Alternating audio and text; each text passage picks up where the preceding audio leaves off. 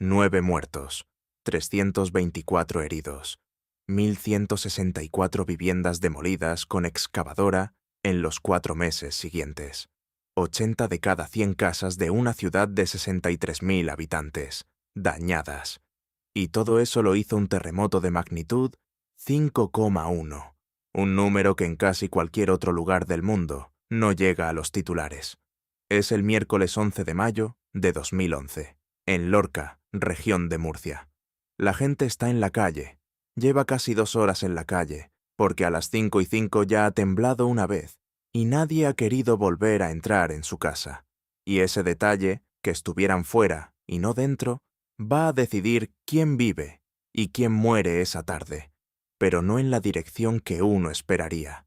Cuando termine la sacudida, Lorca seguirá en pie. Según el balance oficial, solo un edificio se derrumbó durante el propio temblor. Y sin embargo, 4 meses después, habrá más de 1.000 viviendas menos en la ciudad, derribadas una por orden administrativa. Ese es el hueco raro de esta historia. Una catástrofe que no se ve en la primera foto y que se cobra la ciudad a plazos. Si es tu primera vez en Sepulcrónica, aquí desenterramos catástrofes reales con cifras verificadas y fuentes primarias, sin relleno y sin teorías cómodas. Suscríbete, porque esto no termina en 2011. Termina en un artículo científico publicado año y medio después que apuntó a 250 metros de agua bombeada bajo esos campos. Lorca sabía. No como se sabe una previsión meteorológica, como se sabe una historia familiar que se cuenta y no se cree del todo. En el Archivo Histórico Municipal están anotados los terremotos que sacudieron la ciudad entre los siglos XVI y XIX. 1579, 1674, 1713, 1783, 1792, 1818, 1862, 1890. 8 fechas en 311 años. Y una de ellas es casi el mismo guión. Agosto de 1674.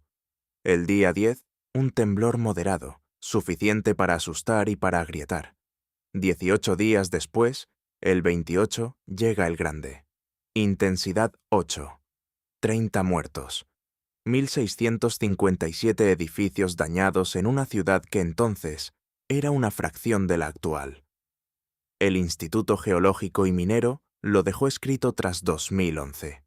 Aquel terremoto y este se parecen mucho, en destrucción urbana, en víctimas y en tipo de daño.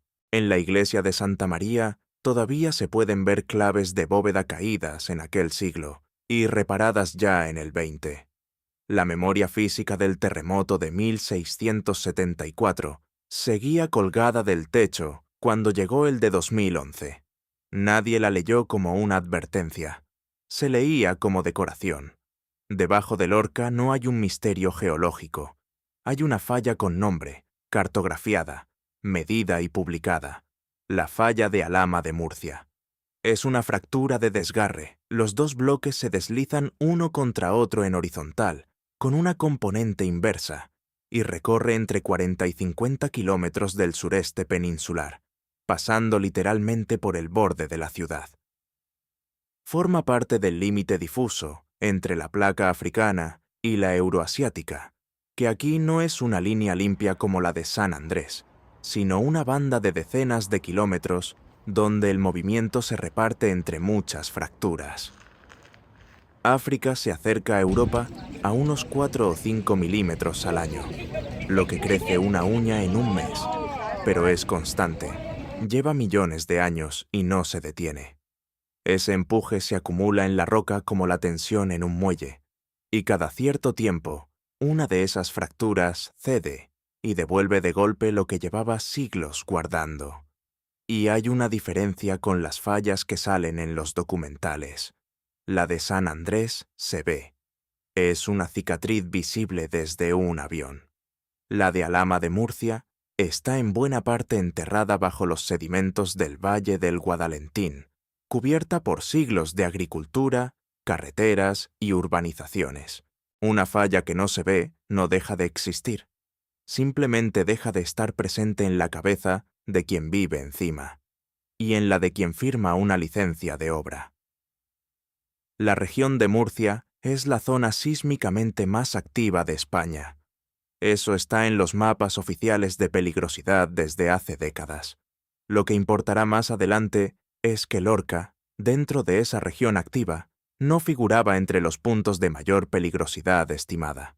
Las normas de construcción se calculan con esos mapas, y los mapas dijeron un número. A las 5:05 de la tarde, la falla se movió por primera vez. Magnitud 4,5. Un 4,5 no es un terremoto grande, pero fue muy superficial y muy cerca, y en Lorca se sintió como un golpe seco bajo los pies. Cayó parte de la torre del Espolón, en el castillo. Se dañaron la ermita de San Clemente y el convento de la Virgen de las Huertas. Se abrieron grietas en decenas de fachadas del casco antiguo. Y ocurrió lo que ocurre siempre. La ciudad entera salió a la calle. Los colegios habían terminado. Los comercios estaban abiertos. En una tarde de mayo, en una ciudad mediterránea, la calle es donde está la gente. Y desde ese momento, además, la calle era el lugar seguro. Es lo que enseña el sentido común, lo que decían los manuales de protección civil y lo que cualquiera de nosotros habría hecho. Durante 1 hora y 42 minutos, Lorca esperó en la calle a que no pasara nada más. Muchos entraron y salieron de sus casas a por documentos, medicinas, mascotas. Algunos empezaron a volver dentro.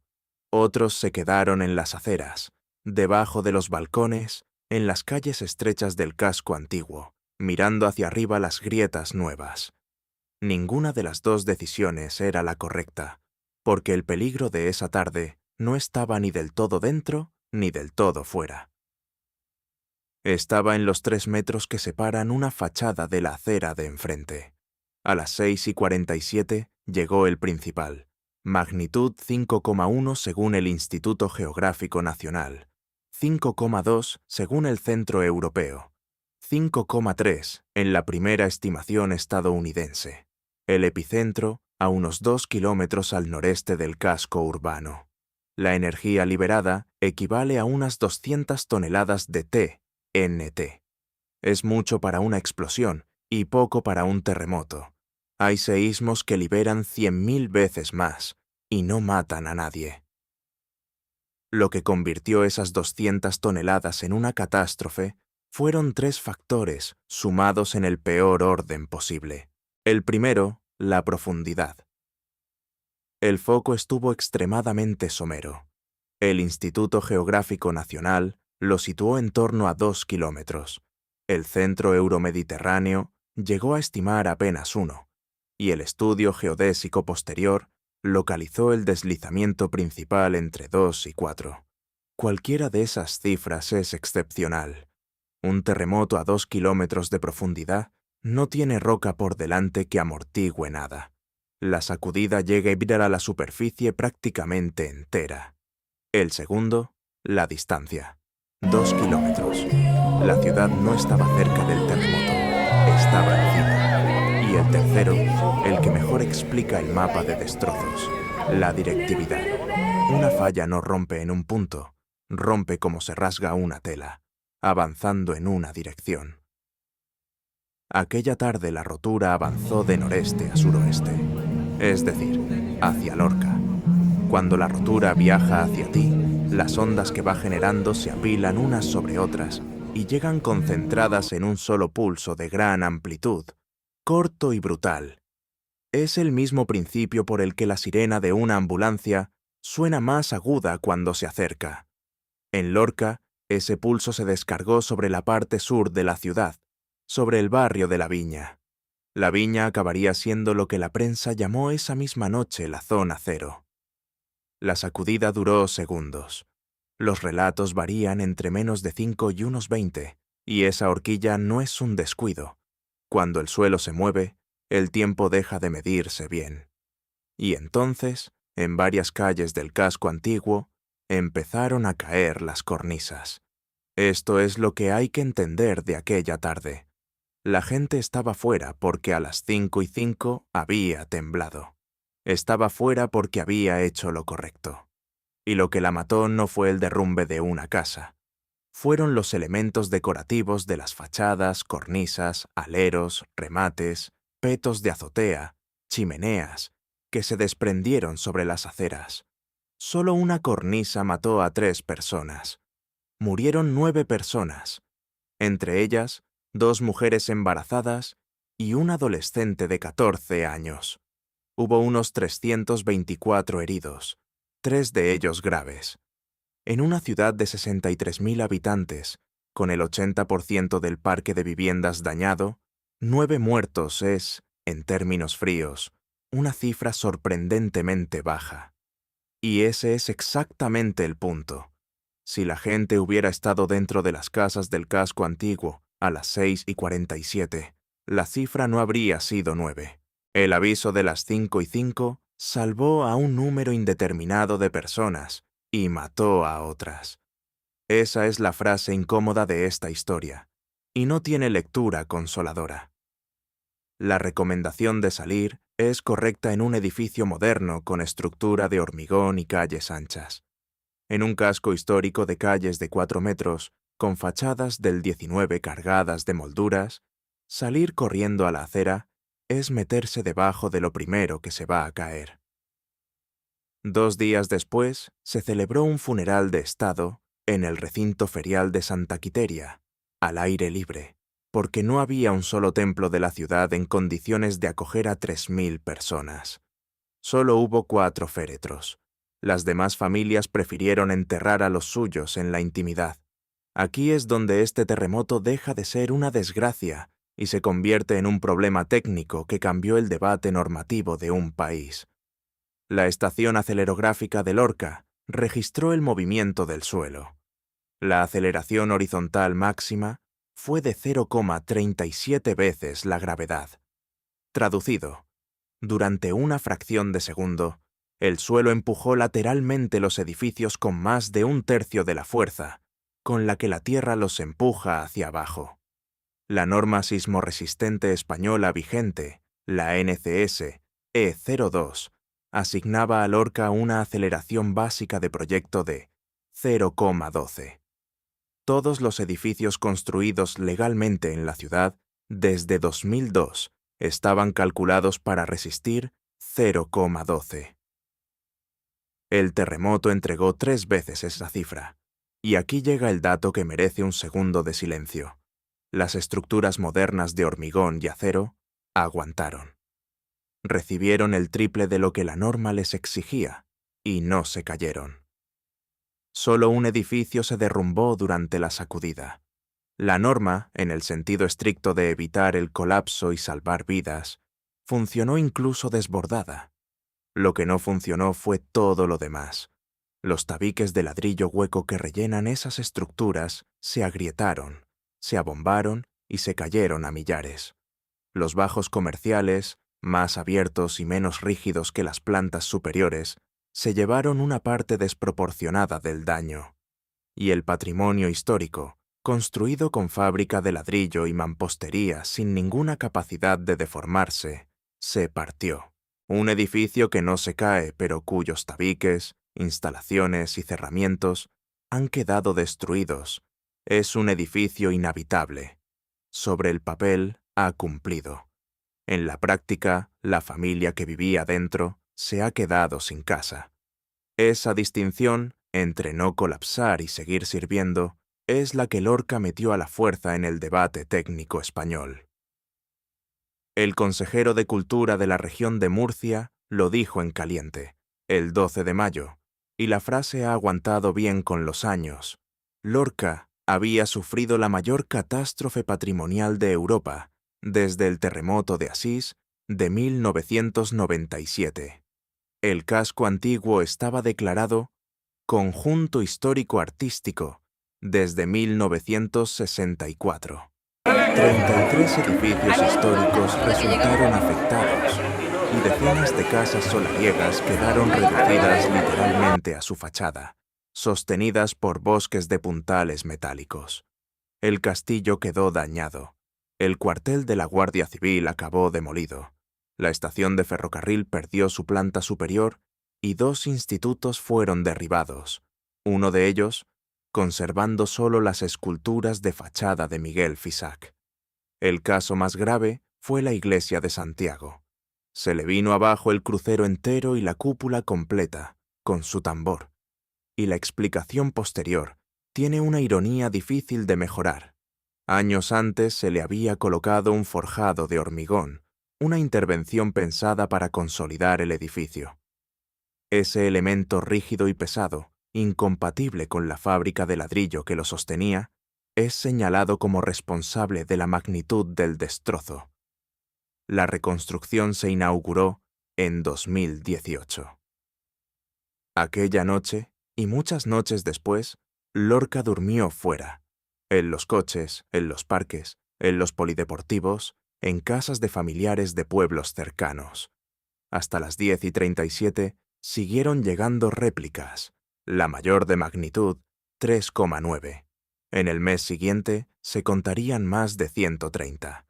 Protección Civil y la Unidad Militar de Emergencias montaron una oficina en la Plaza de España para responder a lo único que le importaba a cada vecino: si podía volver a su casa. Improvisaron un sistema de colores pintado en las puertas. Verde: puedes entrar y vivir aquí. Amarillo: puedes entrar, coger tus cosas y salir. Rojo: no puedes entrar, daños estructurales. Y conforme pasaron los días, apareció un cuarto color que no estaba en el plan y que era una sentencia: el negro. Declaración de ruina. El Consorcio de Compensación de Seguros hizo su primera estimación el 12 de mayo. Unos 36 millones de euros. 6 meses después, había pagado 262,9 millones. En el primer aniversario, 411,3, con un total previsto de unos 450. La primera estimación se quedó corta por un factor de más de 12. No por incompetencia, porque el 12 de mayo nadie había entrado todavía en las casas.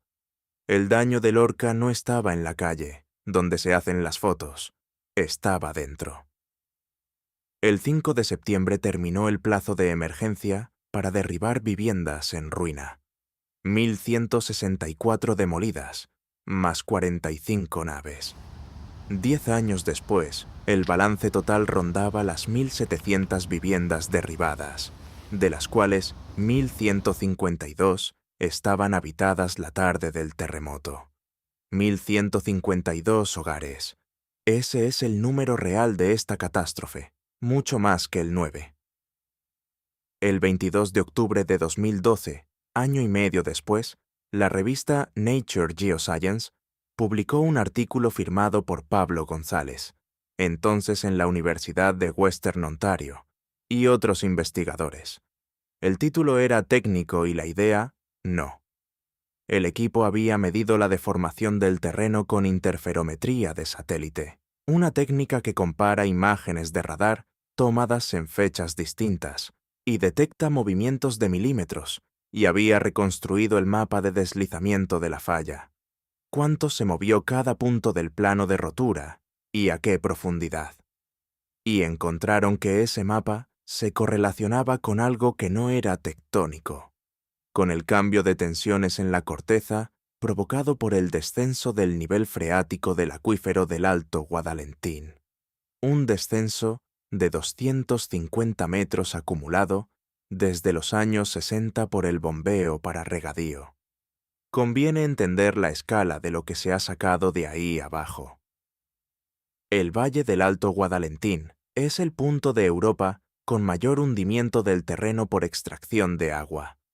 La subsidencia ha llegado a 10 centímetros al año y el hundimiento acumulado supera los 2,5 metros.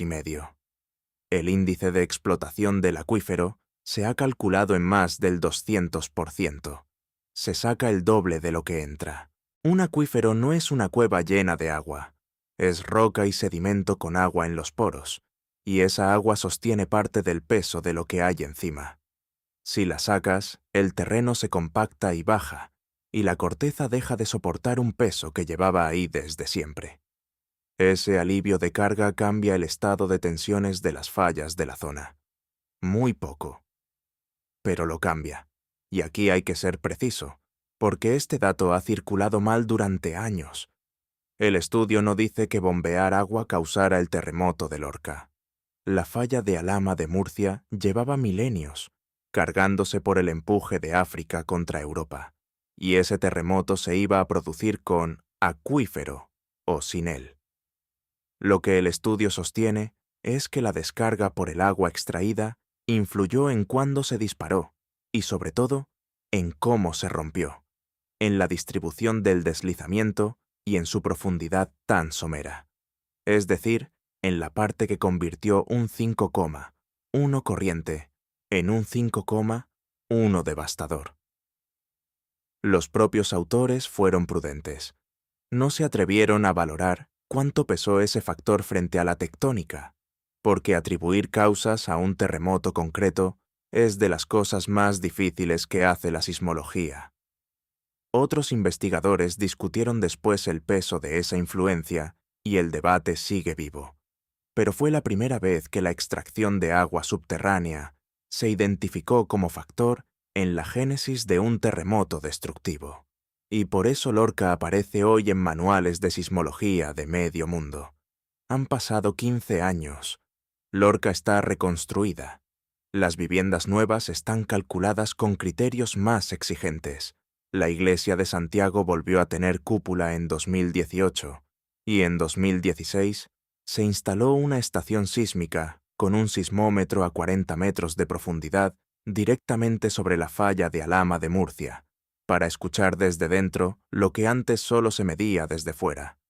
Lo que se sabe hoy, y no se sabía el 11 de mayo de 2011, cabe en 3 frases.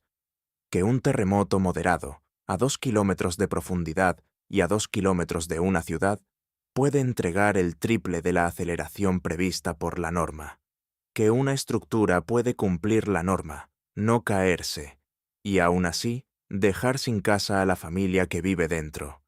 Y que lo que hacemos con el agua del subsuelo puede tener consecuencias que no aparecen en ningún informe de impacto ambiental.